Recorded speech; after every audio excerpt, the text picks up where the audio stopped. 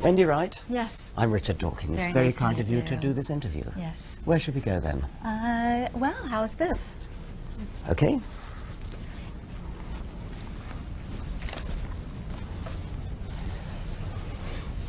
Concerned Women of America. I've looked up, for America, I do beg your pardon. I've looked up some of the things you're concerned about, and one of them is something I'm very concerned about too, which is Darwin and evolution. But why are you concerned about evolution? Yes. Well, what a person believes about how human beings were created shapes what they believe about human beings. That if we believe that human beings were created out of love, that is by a loving creator, and has given each one of us not only a material body, but a spirit and a soul, we then are more likely to treat other people with respect and dignity. Yes, but you have to contend with facts, don't you? And, I mean, if evolution is a scientific fact, you might as well be concerned about gravity or the Milky Way, mightn't you? Yes. Well, there's been an effort within the scientific community to censor out information against evolution that proves that evolution may not be as many scientists believe.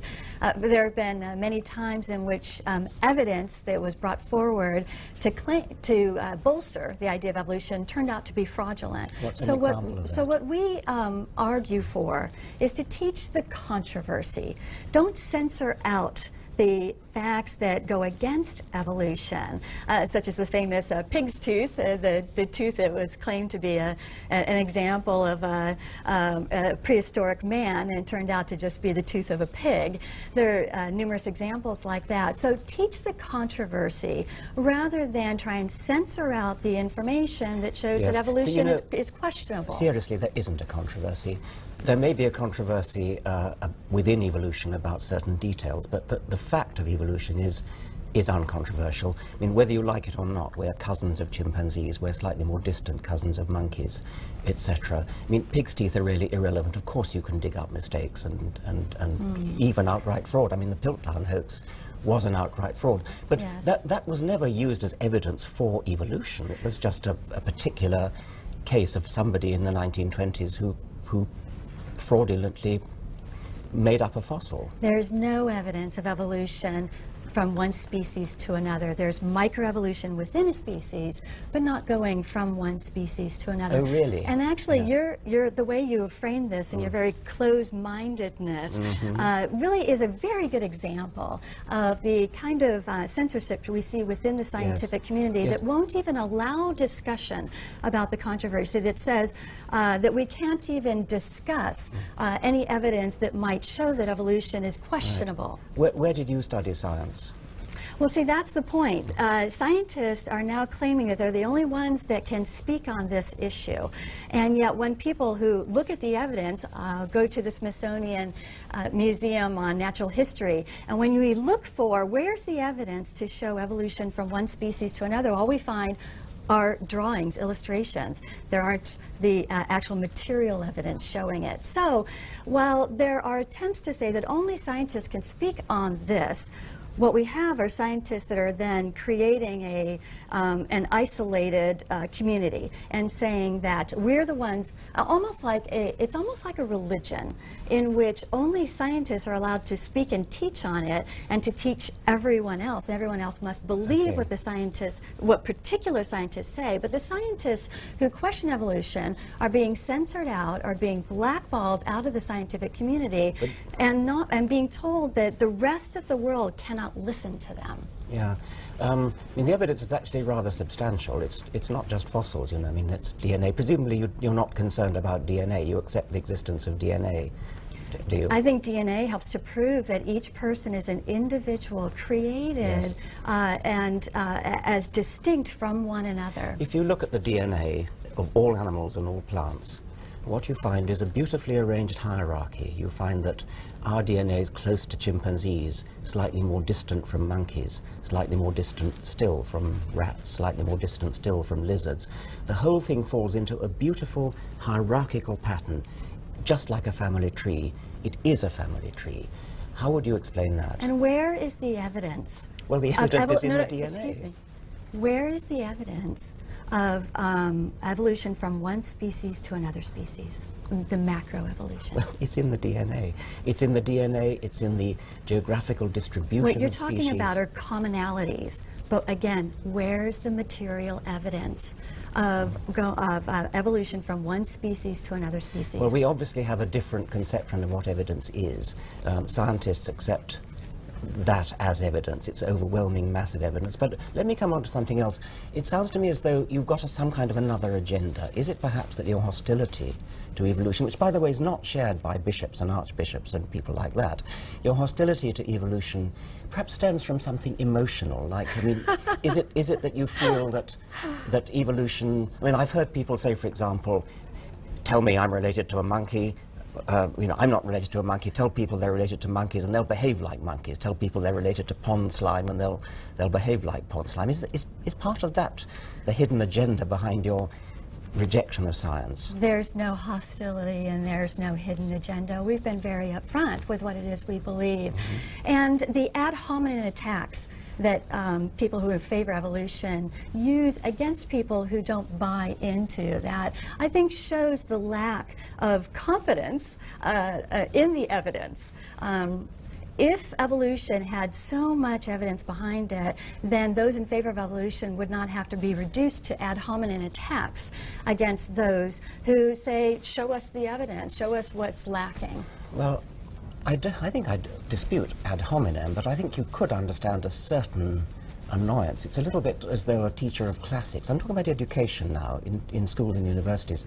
Imagine that a teacher of Latin had to, or a teacher of Roman history had to contend with people coming along and saying, the Romans never existed, the Latin language is a Victorian invention designed to, you know. And I think that's a perfect example of the hostility that those who favor evolution have toward those who don't buy into the idea, who say, show us the evidence, and yet those in favor of evolution can't show us the evidence that we're looking for. I'm sorry, but we can show you the evidence. All you need to do is read an elementary textbook of biology. It's all there. Well, that's interesting you should bring out the textbooks on biology. We still have textbooks today. Yeah, I know you're going to talk about show... peppered moths and you're going to talk about Haeckel's embryos. No, in fact, what I was going to talk about is what they claim to be the evolution of a fetus in the womb, based on Haeckel's hand embryos. drawings, which have been proven to be false, and yet they continue to be published in scientific textbooks. Haeckel's embryos are just one little thing. It's a Victorian thing. Plenty of people made mistakes in and yet continues to be published in today's textbooks. Well, no longer actually, but I don't think it's really fair, is it, to pick on particular Victorian mistakes. It is a Victorian mistake. Oh, I mean, but it was carried over into the 20th date? century. Yes, and that was a mistake, and that's been corrected. But look at the massive evidence that there is today. I can't help feeling that there's some sort of hidden agenda. Maybe I was wrong to say it was a thing about tell people that they're descended from monkeys and they'll behave like monkeys. Is it something else? I mean, is there some other worry that you have? If you're looking for a so-called agenda, I'll tell you what it is.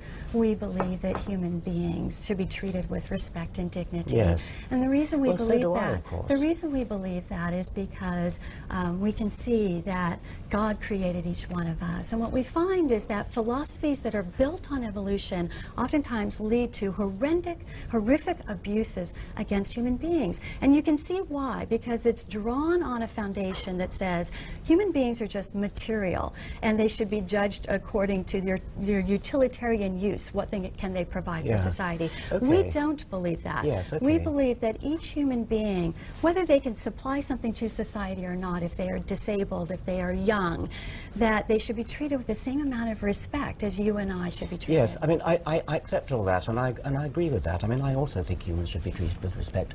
But what we have here is an agenda. It's that you want humans to be treated with respect, and therefore, if the scientific facts go against what your perception is, then you're going to distort the scientific facts. Now, why don't you instead accept the scientific facts and say, but we still want to treat humans with respect. Let's look at evolution and let's see that we can indeed treat humans with because respect what I go back within to, the evolution framework. What I go back to is the evolutionists are still lacking the science to back it up. But instead what happens is science that doesn't bolster the case for evolution gets censored out, such as there is no evidence of evolution evolution from going from one species to another species. If evolution had occurred, then surely, whether it's going from birds to mammals or even beyond that, surely there'd be at least one There's a evidence. massive amount of evidence. I'm sorry, but you people keep repeating that like a kind of mantra because you just listen to each other. I mean, if only you would just open your eyes and look at the evidence. Show it to me. Show me the bones. Show me the carcass. Show me the evidence of the in-between stage from one species to another.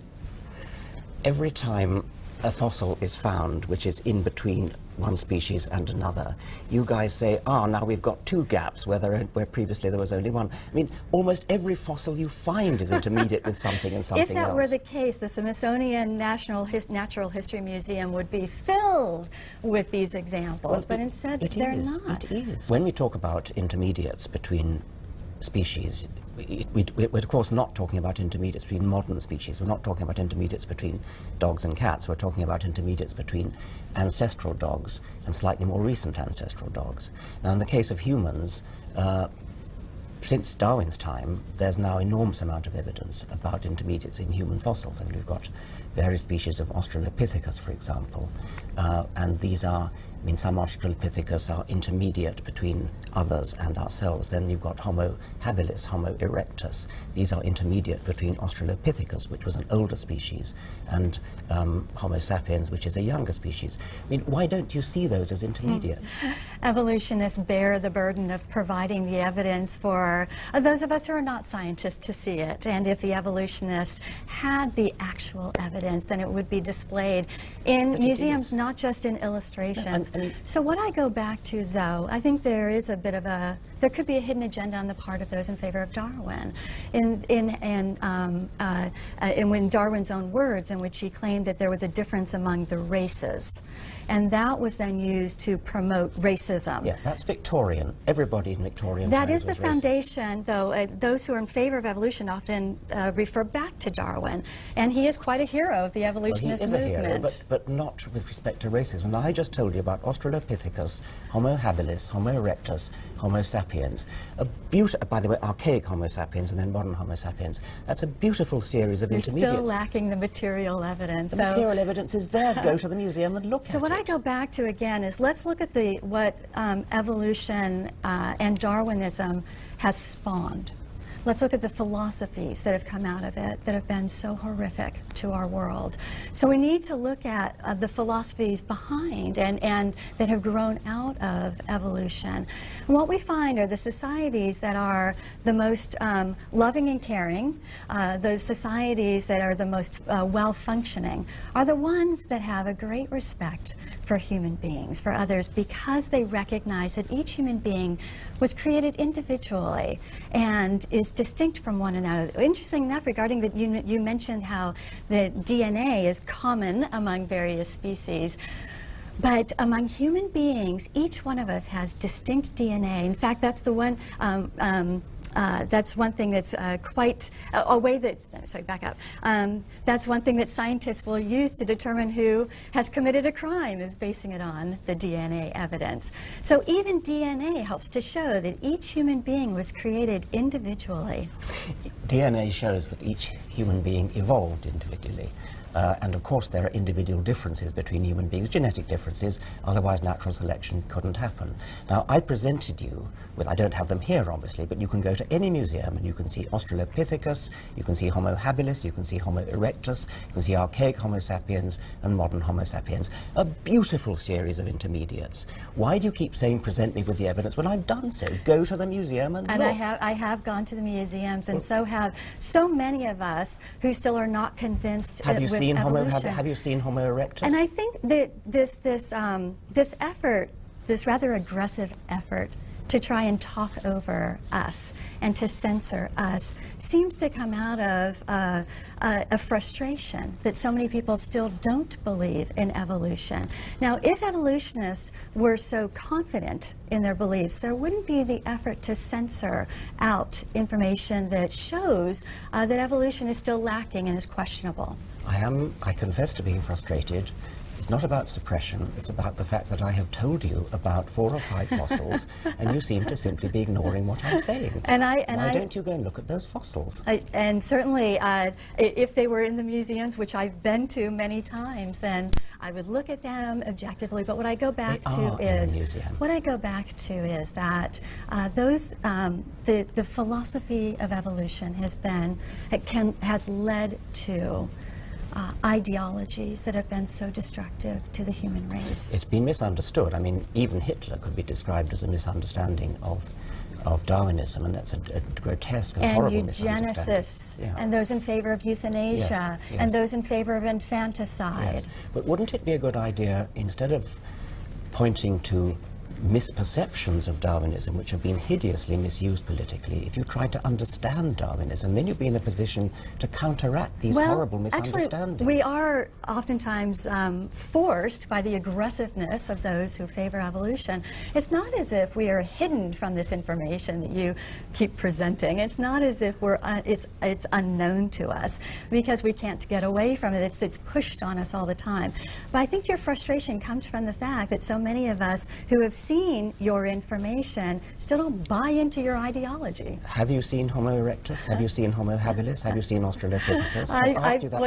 What I've seen is that in the museums and in the textbooks, that whenever they claim to show the evolution from one species to another, it relies on illustrations and drawings, not any material evidence.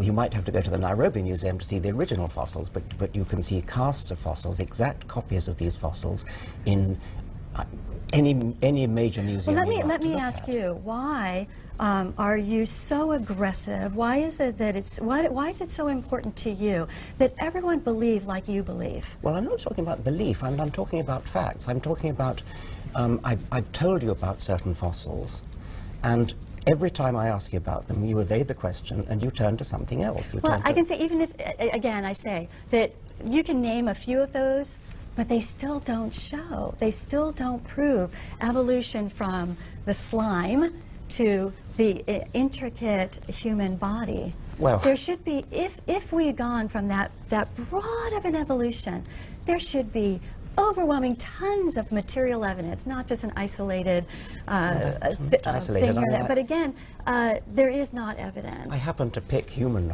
hominid fossils because I thought you'd be most interested in them. But you can find similar fossils from any vertebrate group you care to name. Of course, there are lots. But I guess I go back to, why is it so important to you that everyone believe in evolution? Why do you seem to almost feel like it's dangerous for people to believe that human beings were created individually and with a distinctness, and created by a creator? Well, why is that? I don't like the word belief. I prefer to just ask people to look at the evidence, and I'm asking you to look at the evidence. Well, and I'm asking you, why does it seem so dangerous to you? Why is this controversy? I mean, there are of course other creation stories than Genesis. Do you believe that the world is young, for example? Do you believe the world is less than 10,000 years old? Well, I believe that God created the world, and the time frame, it can be unknown. As we look in the Bible, it's hard to know what a day, the length of time that might mean in that context. So what I go back to, though, is the human being, because that's like what I think we really care about, are human beings. And are human beings created through the loving touch of a creator, or just came out of slime? Well, if you were to talk to a bishop, the bishop would probably say, yes, human beings were created by a loving creator, but he used evolution in order to do it. I mean, that would be the position of the Archbishop of Canterbury. And that does show that there's a variety of opinions across the board among those who may not buy completely into the hardcore ideas of evolution. There are those who believe in different levels of evolution within creation, and that really shows kind of a creative independence within our movement that seems to be a bit lacking among those who believe in evolution and only evolution. But as I've just told you, there are bishops who believe in evolution. Indeed, just about all bishops believe in evolution. And they would say you would have to clarify what denomination of bishops, to say a broad term like that. But the ones I'm familiar with are Anglican and Catholic, but that's okay. I mean, there are certainly lots of very, very senior church people who do believe in evolution. And so there is a broad, I mean, there are those, and there are others who are not bishops, but who are scientists or also Christian or also Jews, and who believe in evolution, but who think that the idea of God kind of intervening in this sort of conjuring trick way is rather blasphemous. I mean, I know evolutionist colleagues who are also devout Christians who think that it's to the greater glory of God to study the way science actually is, rather than to try to bring God in as a kind of magician who kind of, you know, waves a wand and things happen. Yeah, it's and I demeaning to think, God. and that is a misinterpretation, misframing of what we believe.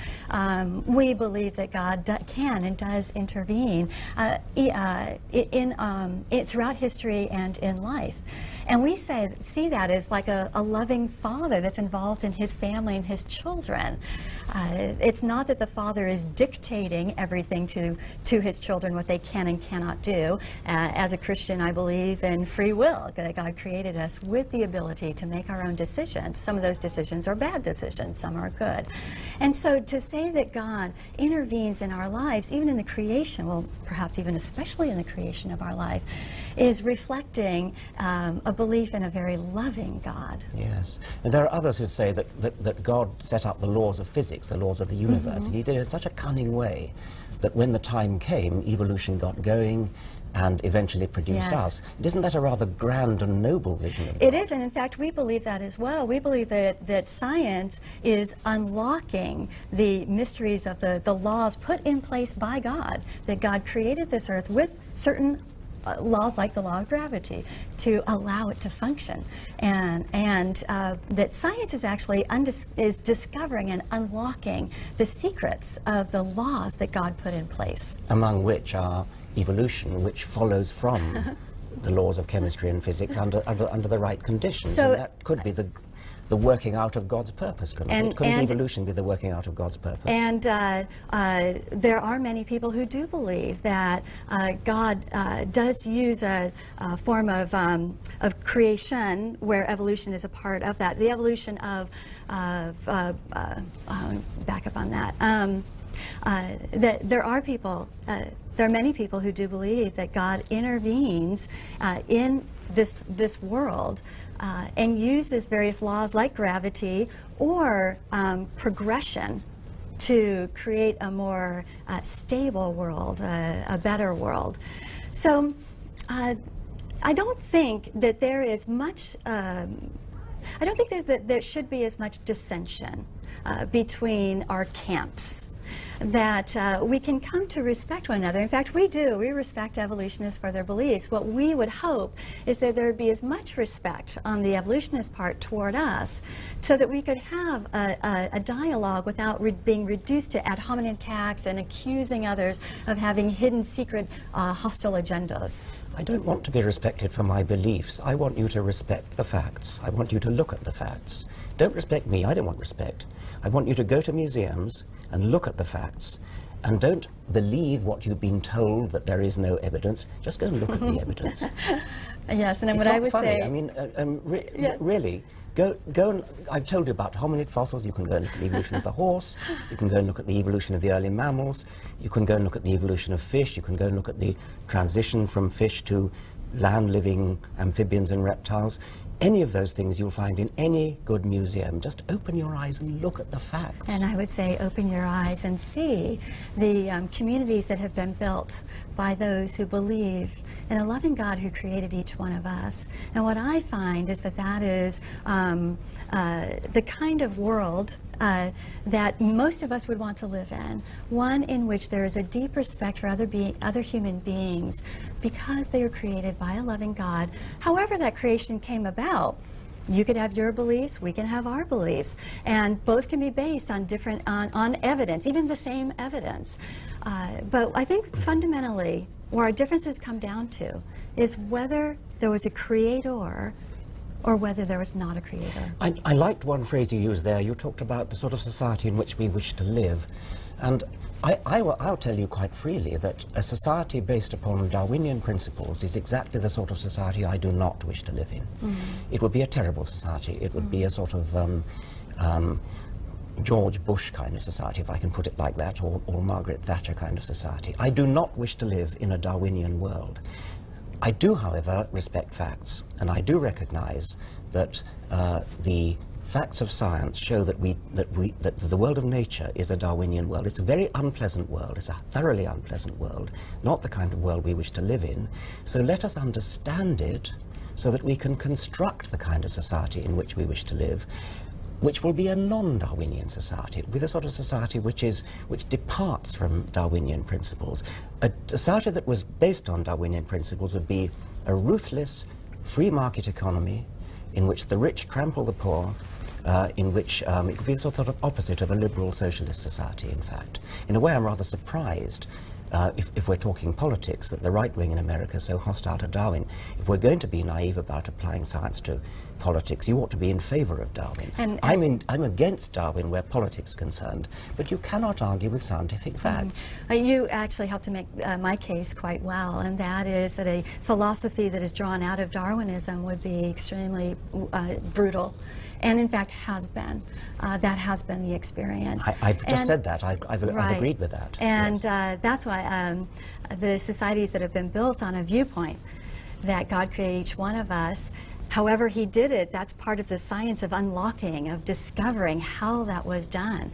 But recognizing that there is a loving creator helps to build a society that is more than just livable, but pleasant. At Concerned Women for America, we have state chapters and even more local chapters. And one of the things they've been involved in is the debate over teaching evolution or intelligent design in the schoolrooms. And the position we've taken is teach the controversy. Teach all the information, not just selected information that promotes one viewpoint, which most of the times that's evolution.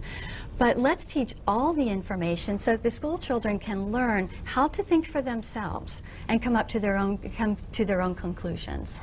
Nobody could possibly object to teaching children to think for themselves. I wish that were the case, that people would not object to teaching all the information or teaching children in a manner so they can think for themselves. But sadly, there's been a very heavy-handed effort in the United States to clamp down, not allow any teaching that is contrary to evolution, even to the point of court orders. When you say teach the controversy, it would be nice. I mean, of course, scientists teach controversies all the time. There's a lot of controversy in science. There's evidence on one side, there's evidence on the other side. In this case, however, we have a very large amount of evidence in favor of evolution. But the evidence on the other side is not evidence in favor of anything else. It's actually looking for little gaps. It's looking for little things that allegedly evolution can't explain. Look, we found something they can't explain. That must mean God did it. That's not really, doesn't sound like science, does it? That sounds like looking for gaps. If it's evidence, then scientists should be in favor of teaching evidence, even if they may discount the evidence, even if they think it's inconsequential. As a scientist, scientists should be committed to teaching truth. Yes, but I think you didn't understand what I said. I said on the one side there is evidence. On the other side there is a looking for apparent lack of evidence. There is no positive But that is what evidence, science is about. Science is taking a theory and challenging it to see if it can stand up. That's right. And so while people may not like when the evidence doesn't stand up to further testing, but that's what science is about. Yes, well, that is what science is about, but there are no cases known to me, at least, where science, where it doesn't stand up. I mean, there are cases where work needs to be done, and of course science flourishes on finding places where more work needs to be done. That's how science advances. Mm-hmm. As you mentioned, what's known to you. And I think that's why we need variety of people looking at theories and challenging it, because if it's one person who's dictating what can be challenged or can't, or what evidence is substantial or not, then we have a dictatorship. In science, scientists should be free to challenge theories and not be hemmed in, not be restricted by the current zeitgeist of those who are almost the high priests of science of that day. Well, that of course is right. I mean, I agree with that. But can you point to any positive scientific evidence in favor of creation? I think the fact, as you pointed out, DNA, I think DNA helps to show that each one of us are individuals. And yes, but they have to be individuals distinct. for evolution to work. I mean, I don't think that's the case. I think Well, that the fact that each one of us are distinct, that no two of us are exactly alike, that helps to show that there is some intervention at the point of each person's creation. Do you know about the Darwinian theory, that it's about individual variation being selected? There has to be individual variation or Darwinism wouldn't work. What also seems to be shown in the scientific evidence is that mutations die out. And we don't have good evidence of positive mutations being the ones that are then built on, because if they're a mutation, they're alone. So in order for something to rise up and have more of it, you need to have a good base to choose from. For example, a recessive gene in a person. Both parents may have brown eyes, and yet a child may have blue eyes. And that's because there's enough of the gene in their ancestors to have brought out that recessive gene. And that's evidence against evolution? I think that helps to show the individual nature of each person. That God created us with genes, with DNA, and that He will even use that to show His creative element in each person. The fact that you can have two people, a man and a woman, could have 13 children, 16 children, and each one is completely distinct from one another.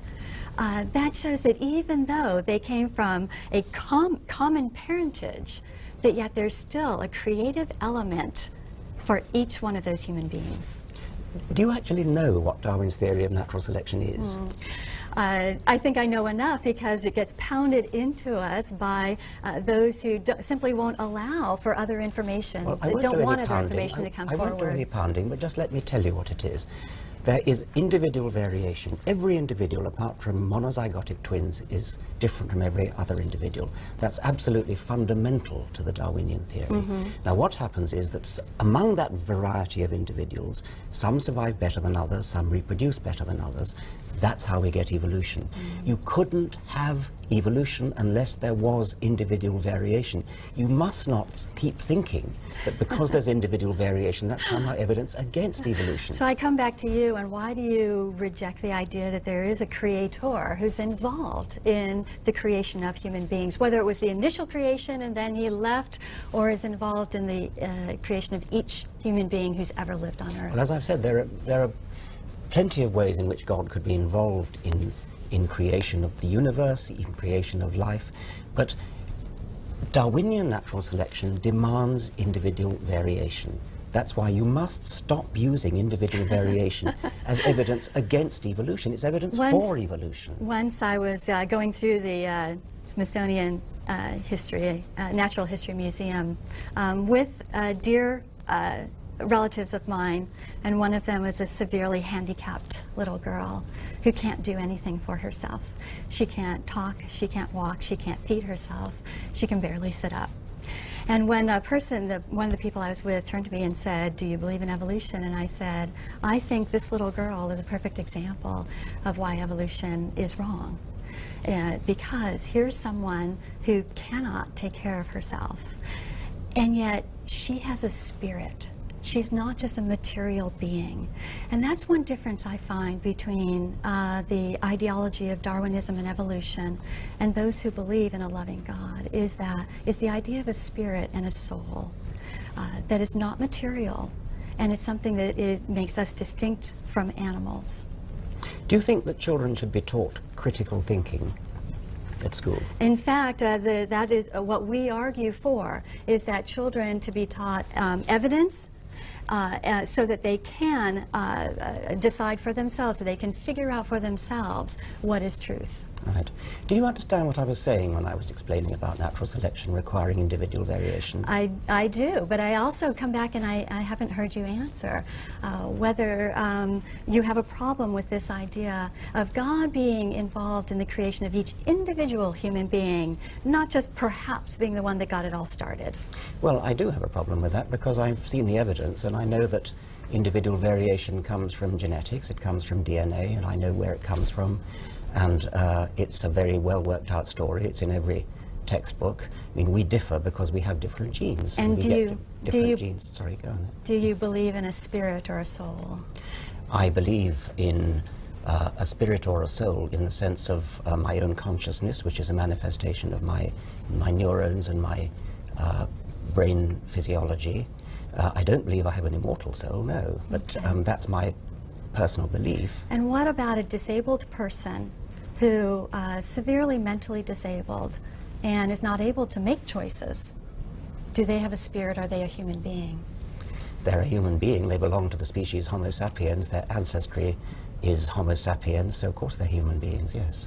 And do they have a spirit or a soul? It's not a meaningful word. I mean, they have a spirit or a soul in just the same sense as I have, but I only have a spirit or a soul in a very much different meaning than your meaning. The way I understood you to say it, it's because of your conscious, or even your consciousness, which would be different things. But for someone, though, who is not capable of making decisions, do they have a spirit or a soul? Well, if you mean somebody whose brain is so disabled that they have no consciousness at all, then they have no consciousness. I've answered your question. Well, no, because a spirit or a soul is different. That's your word. It's not a word that I acknowledge or recognize as a meaningful word. Then from what I understand you're saying, then if someone does not have the ability to be conscious, then they would not have a spirit or soul.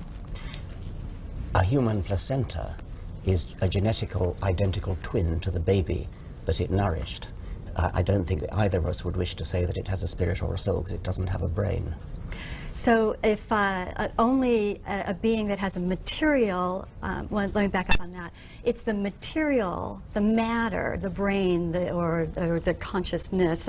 Well, let me back there, because those are two separate things. I guess I'm confused in what you're saying, that a brain means you have a soul, a consciousness means you have a soul, but someone whose brain is not functioning, would they then not have a soul? Someone who didn't have a brain that was capable of consciousness, somebody who was a human vegetable in effect, would not have the properties that you call a soul and that I might call a soul for the sake of argument, but I don't think it's immortal. That's the main difference between us. And I think that's very key, because that then would work out in how you and I, or someone who believes like you do and someone who believes like I do, would treat someone who is in what's been called I think it's a horrible term, but a vegetative state. That we would still treat that human being as a person who's deserving of loving respect, that should be fed and cared for, even though they can't for themselves. How would you treat a chimpanzee who was in full command of her faculties? Yes, and that's where we would differ. We believe that human beings have souls, have spirits, and that animals should absolutely are cared for. That's a great teaching that comes from our beliefs that we care for animals. But we recognize that there's a difference between animals and humans, and one of the differences is a spirit. Wendy, you use the word we quite often for people who think like you. So would it be right that the CWA is part of a sort of wider constituency within America? Yes, we represent 500,000 ourselves, but that's just a drop in the bucket of the number of people who believe similarly. And we find that as these challenges come up, say in school districts, that there are a number of parents and families and communities who will rise up in concern over the fact that only evolution is allowed to be taught, and not the questioning of evolution. So it's quite widespread in the United States. The belief that human beings are distinct is a widespread belief in the United States. And that's remarkable, because evolution has been so heavily taught in the last number of decades. And the fact that it's being taught so strongly and isolated from other information or evidence, and yet many people continue to believe that God has a hand in creating us, I think helps to show that people are using their critical factories. They're not just believing what's being taught in the schools, and that evolutionism is going to continue to have a bit of a challenge here in the United States and beyond. I've been reading your website, and I get the feeling there's almost a feeling of sort of persecution. I mean, as though somehow you feel that the establishment in the United States is against Christianity. That puzzles me a bit because, I mean, you know, you've got the White House, you've got the Supreme Court, you've got, well, you had both houses of Congress until quite recently. How can you feel persecuted in the face of this overwhelming Christian dominance in the United States? Many Christians have experienced the hostility toward our beliefs, but beyond hostility, the attempts to even censor and punish us for our beliefs. And the price of liberty is eternal vigilance, that we must continue to fight for our freedom in order to have it. And even though some may believe that the three branches of government reflect our views, that's not necessarily the case. But let me give you my own experiences. A number of years ago, I was praying in public across the street from an abortion clinic and was sentenced to 6 months in jail for simply praying. It's these kinds of experiences. Excuse me, you were sentenced to 6 months in jail for praying? For praying. Could we get a bit more detail about that? Sure. A judge had signed an injunction stating that certain things could not be done within 100 feet of abortion clinics in that city, in Houston. And so 4 of us knelt and prayed across the street from the clinic, and the judge sentenced us to 6 months in jail and a $500 fine. What law was that? It was an injunction, and an injunction is essentially a judge-made law. It only applies to certain people. I was not named on the injunction, and yet the judge found me guilty of it. Thankfully, she was overturned by a higher court. But there are experiences like that throughout the United States where certain people are told and punished for acting out their beliefs. And it's those kinds of cases that make us very sensitive to protecting all of our liberties. I can't help feeling the context must have been. Had that abortion clinic been threatened with firebombing or anything like that? No, it had none. It had not. There were protests that were going on during that time. Now, the abortion clinic had argued to the judge that women would be intimidated from coming into the clinic if there were protesters outside. Well, at the same time that 4 of us were quietly kneeling in prayer with no signs or anything like that, there were about 100 pro-abortion demonstrators in front of the clinic blocking the entrance, screaming and yelling with signs and bullhorns. But it was those of us who were quietly kneeling in prayer who were sentenced to 6 months in jail. So I think maybe you can understand then why we are so sensitive to wanting to protect our religious freedoms and the ability to act on our consciences, because we do have cases like this where people have been punished for acting on their beliefs. Yes, I can't comment on a particular anecdote like that, of course. Just want to come back one more time to the idea of teaching the controversy. In science, we're well used to controversy, and we have controversy all the time. Since Darwin's time, plenty of things that Darwin thought have now been shown to be wrong. I mean, Darwin was completely wrong about genetics, for example. And so there are modern controversies in Darwinism. There are controversies between people who think that natural selection is all important in driving evolution.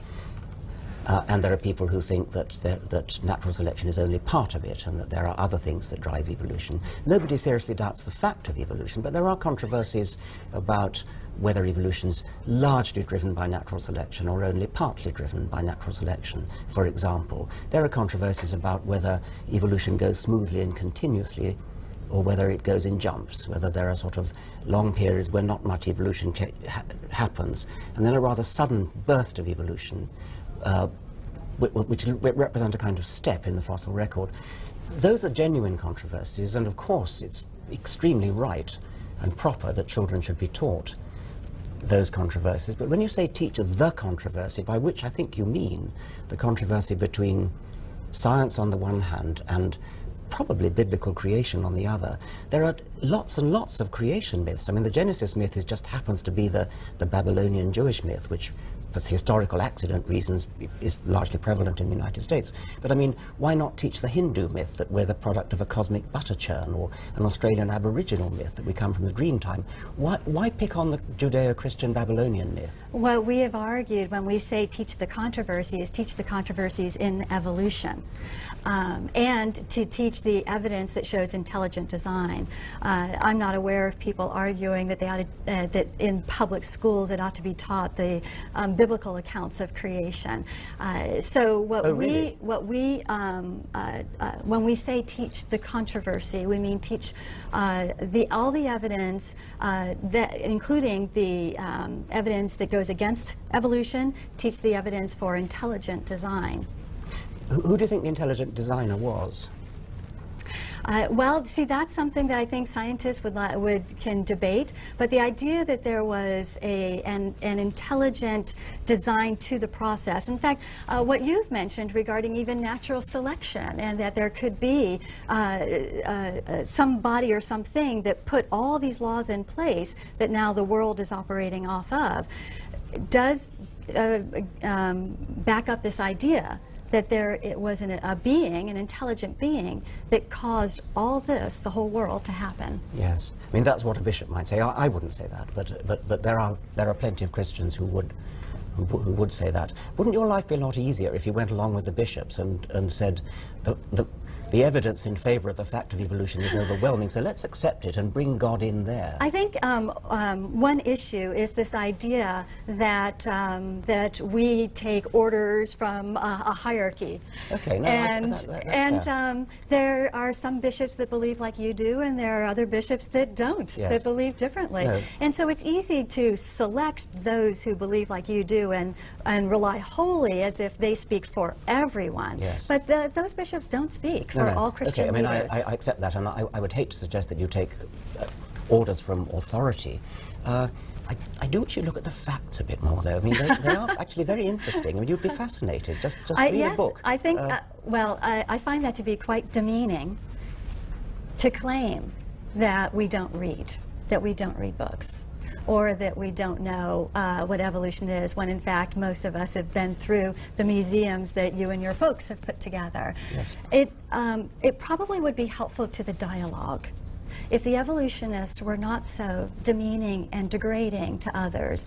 And again, I kind of go back to perhaps that comes out of the philosophy of evolution, that some people are better than others. You said there was no evidence of intermediates in evolution, and I told you about 5 fossils. And what I say, if that were if those were valid, there would be tons of evidence, because there are so many different species that there ought to be tons of evidence, even let's say for 1% of the macro evolution that's taken place, there should be evidence. But there's not even 1%, let alone 10 or 50 or 70%. There is a massive amount of evidence. You just need to go into the books and go into the museums and look at it. It's there. Yes, and you're believing people who are telling you there's only 1%. Oh, and again, I go back to it's very demeaning to say that we only believe what we believe because we've been told that, and yet we have evolutionary scientists who want to be the ones to tell all of society what is fact and what's not fact, and to censor out information that is inconvenient. I'm asking you to go and look at the facts. I don't want you to believe me, just go and look at the facts. Yes, and I have. And again, I go back to let's look at the differences of what your philosophy lives out, the evolutionary philosophy, and how does that end up working out in a society? Yeah, I've accepted that if we worked out society on Darwinian grounds, it would be a very, very unpleasant right-wing society. I've accepted that. Well, I don't know right-wing. It seems to be that you fall back on ad hominem, name-calling. All right, then, free market, ruthless trampling on the poor. That's what it would be like. What I find interesting, though, is a Darwinian society. I don't want a Darwinian society. Communism was based on atheistic beliefs and evolutionary beliefs, and communism resulted in a decade that had more deaths, over 100 million deaths committed because of communism, than all the killings combined of every century prior to that. So when you talk about socialism, which is a close cousin to communism, being a better way of life, I look back on what beliefs was communism and socialism based on, and the atheistic belief that human beings are not distinct and should not be respected. When you say distinct, do you mean distinct from each other, or do you mean when human beings are not distinct from each other? Is that what you mean? Human beings are created as distinct from one another and should be treated with respect, even if they are not utilitarian, even if they are not able to provide something to society. The atheistic belief, the evolutionary belief, is that you're unnecessary and unneeded if you cannot provide something for society. That's an extraordinary thing to say. I mean, you equated atheistic with evolutionary. That means that's wiping out most of the bishops. They wouldn't take very kindly to that. I know I've recognized that there are varying degrees within the evolutionary beliefs. It's the hardcore evolutionists that reject the idea of a creator that then pave the foundation for very brutal societies.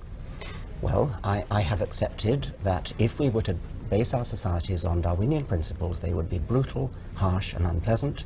I have told you that I want not to live in a Darwinian society. I've suggested to you that it might be a good idea to learn something about Darwinism so as to know what to avoid in setting up society. And it would be helpful to learn what are the characteristics that make successful and healthy society. And let's build on those characteristics. I agree with that, and among those characteristics would be critical thinking, a respect for education, a respect for evidence. And a respect for human beings. And a respect for human beings, very much so.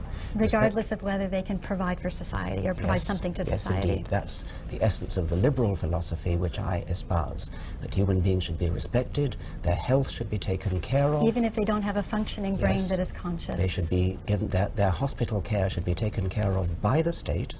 That's a liberal principle which I espouse. It's an un-Darwinian principle. And see, I believe that it's not a state, because a state is an institution or an entity. It's human beings that provide care for others. Well, okay, human beings provide care for others. None of that bears on the truth of whether evolution actually happened. And that is a matter of fact. It's like gravity. You can't get away from fact. Study the fact, learn the facts, and then make up the society that you want to live in on the basis of the facts as they are. Yeah, and the facts that would include what makes the better society is one where there is deep respect for each human being, and a way to inculcate deep respect for each human being. And the way to inculcate respect for human beings is by seeing that they were created. So you would you actually distort the scientific fact in order to create respect for human beings? There's no need to distort, because as I mentioned, science is a technique, a tactic for discovering and unlocking the keys of how this world works. And so we don't need to deny any facts, because the facts end up bearing out our beliefs. So sometimes it takes time for science to catch up with the beliefs that have made the best societies. Sometimes it takes a while for science they may stumble across something and take the wrong interpretation from it and build a philosophy on it, and then later realize, oops, that wasn't correct. So science oftentimes changes its own beliefs based on new evidence that comes forward. But oftentimes what ends up happening is, as science progresses, it backs up the belief that there's an intelligent designer. Science proceeds by what the philosopher Karl Popper called conjectures and refutations. So, you have an idea, you have a hypothesis, and then you see if you can refute it. And a theory is, I mean, a well-substantiated theory is always one that has yet to be refuted. So the more a theory has been attempted to be refuted and has yet to come through with flying colours, the more accepted it is. And after a point, de facto, it gets called a fact. I mean, the theory that the Earth goes round the sun is only a theory. It's only a theory, but it's never been refuted, and we all know it never will be refuted. That's how science proceeds. It's conjecture and refutation. That's the state that evolution is in. I mean, it's a bit like the theory that the Earth goes around the sun. It is only a theory, but to a scientist, that can mean, in this case does mean, that it's never been refuted. And the more it goes on from decade to decade to decade and is not refuted, the more closely does it approximate to what everybody calls a fact. Then evolutionists should have no problem with there being questioning of it and Absolutely not. I mean, challenging of it, you're and to right. be willing to teach the challenges to it, to be willing to talk about the evidence against it. And that's where I find the hardcore evolutionists have a bit of a problem. It's like an oak tree in a storm. Because it is so rigid, it's more likely to then fall and break, whereas those that are more open to being challenged can then bend with the facts that come forward. So that's why what many of us in the United States are arguing for: teach the controversies in the schools. Allow the information that shows the flaws in evolution to be taught. Don't blackball scientists who may not agree wholeheartedly with the hardcore version of evolution to be blackballed out of the profession. Allow people to have enough respect for people to allow them to have all the information so they can make up their own minds. It's a difficult question, this thing about blackballing. I mean, it's a nasty idea to blackball, of course. I mean, what about somebody who's teaching geography, who believes in the flat Earth? I mean, would you blackball them? Well, always extreme cases are used. That's not what we're facing here in the United States. What we're facing are scientists who may not agree wholeheartedly with the hardcore view of evolution, who do believe in intelligent design. They're being denied their careers. They're being denied. So it's better to argue from the facts of what's happening rather than some hypothetical. Okay. Let's take intelligent design. I mean, the leading intelligent design proponents in this country believe in evolution. They believe that we're cousins of chimpanzees, we're cousins of kangaroos, etc. But what they don't believe is that God is completely absent from the process. So they believe in evolution, but they believe that God, as it were, helped evolution over the difficult jumps. There are some things that they call irreducibly complex, and scientists dispute that they're irreducibly complex. But the point is, they do believe in evolution. They do believe that we're descended from reptiles, for example. Well, it's just that they think that God helped over certain of the difficult stages. So it would be wonderful to interview them and let them speak for themselves, present their information and their evidence. Yes. And to show that there are a variety of views. And that's why the hardcore evolutionists should not have a monopoly on what is allowed to be discussed or researched in science. Would you accept, well, nobody's going to make any restriction on what you're allowed to research, of course. Well, that's done, of course, through funding, through grants, through positions at universities. There are ways to restrict what can and can't be researched. I mean, funding of scientific research is always a problem, and all scientists have a time when they grumble about not getting funding. I mean, you do have to, you're competing in a marketplace, and the NSF and other grant-giving bodies have to give money where peer review suggests it's going to be most useful. I mean, that is definitely a problem, of course. Would you accept that what you call teaching the controversy should be done in classes of religion or classes of history of ideas, rather than classes of science? Teaching the controversy refers to teaching the evidence and the facts that dispute evolution. So it should be taught in the science classes because it's teaching evidence. Yes, I mean, when I asked you about evidence, you said there are no fossil intermediates, and when I told you about fossil intermediates, you changed the subject. I mean, no, when I don't change the subject, what I say is that if there were, if there had been evolution from slime to human beings, that there'd be a massive amount of evolution. If there was evidence of going from slime to human beings, there'd be a massive amount of evidence showing interspecies, from one macro species to another. And that's where I find the concept of evolution lacking.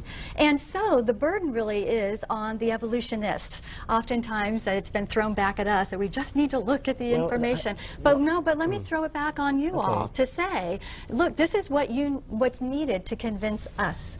So you need to come up with a large amount of evidence to back up this claim that there's been a large progression of macroevolution throughout the years. Yes.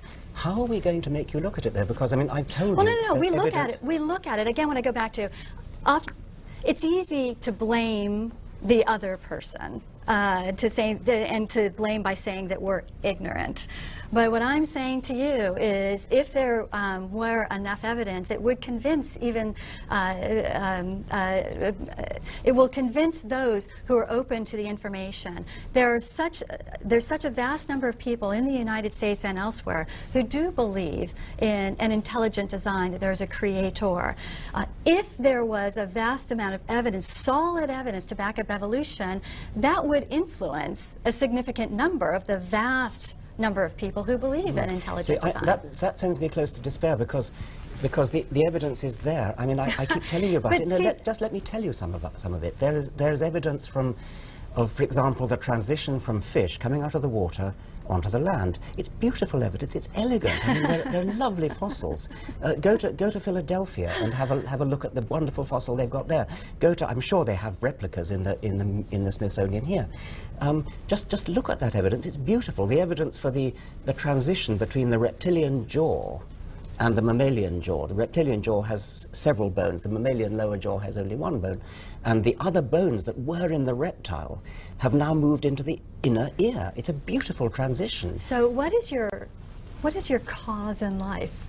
I would think that if your cause was to convince others that evolution is correct, not just a theory, but a fact, then you'd be devoting yourself to finding this information and making it readily available. What I find is that you're spending a lot of time arguing with me, trying to convince me, instead of showing the evidence, or spending your time producing evidence. Was I not just telling you about fish that are intermediate between the sea? But again, what I go back to is, if there was a large enough amount of evidence, which there should be, if we have gone from slime to human beings, there should be an overwhelming amount of evidence, not these isolated cases that could be interpreted differently. And see, one problem that evolutionists have is that in the past, when there's been great acclaim of a discovery to show from one species to another, it's been proven to be fraudulent. So evolutionists have a problem in their own history. The fact that there have been so many cases of fraud or misinterpretation of information that now we have a problem believing what you say. There was the Piltdown Man in the 1920s. I suggest we forget about the 1920s and look at today. Go and look at some modern paleontology labs. Go and talk to some modern paleontologists. Go and talk to the people who are looking at the transition from fish to amphibians. Go and look at the fossils about the human transition. Look at the evolution of the horse. Look at the evolution of the elephant. There are evolution of the whale. There are so many beautiful stories. I mean, you'd be fascinated. You would think that these fossil histories are to the greater glory of God if only you go and look at them. Would it make you happy if we were to agree that there is some evidence regarding macroevolution? Would that alone make you happy, or would you still be unhappy and feel that your cause is unsuccessful if many of us still believe that there's an intelligent being who caused this to happen? It would make me enormously happy. I would love it. If you said, yes, yes, yes, evolution is obviously a fact, I accept evolution, but God did it. I mean, that wouldn't, I mean, I wouldn't agree with that, but it would make me hugely happy. At least you looked at the evidence. And I don't understand why that's so important to you, that I believe exactly like you believe. No, it's not important to me. I am an educator, I'm a scientist, I'm a university professor, I teach. I love it when people see the beauty of nature, the beauty of evidence, and just look at it and appreciate how elegant it is. It really is beautiful. Go and look at it. What is the danger in believing in an intelligent designer? I don't think that's a danger. Well, as an atheist, which I am, a very strong atheist, I have a quite separate agenda. That is an agenda, but it's not my agenda as a science educator. I'm now talking purely as a scientist and a science educator, and I am distressed that somebody as intelligent as you is refusing to look at the evidence. And what is your agenda as an atheist? Because that is going to influence the work that you do. Well, I like to think it's not, actually, but whatever I might say about that, I've done another television program about that, and I was a very strong atheist in that program. This program is about Darwin. And there are many Darwinians who are not atheists, and all I'm talking about now is the factual evidence, and I'm suggesting to you that you might do a better job for your religion if you would open your mind to the factual evidence and realize that actually you could use the genuine scientific factual evidence to the greater glory of your God, rather than running away from the evidence. But again, that's where we differ. We don't believe we are running away from the evidence, and what we are seeking to do is to help people to understand who God is, that He's a loving God, and part of His love toward us is that He created us, the fact that He wanted us to exist. Maybe He did it via evolution, though. And